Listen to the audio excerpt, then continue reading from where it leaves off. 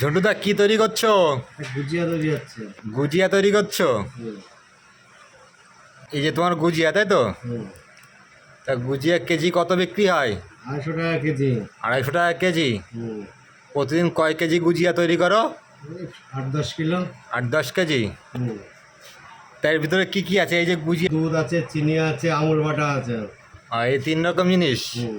আর ময়দা ফয়দা কিছু দাও নাকি এর না মধ্যে? না, ময়দা দিলে কি গুজিয়া টেস্ট লাগে নাকি? তো দাদা 1 মিনিটে কতগুলো গুজিয়া তৈরি করতে পারো তুমি? 1 মিনিটে ওই 30-40টা। 30-40 পিস। হুম। তো এই যে গুজিয়া রেডি হচ্ছে।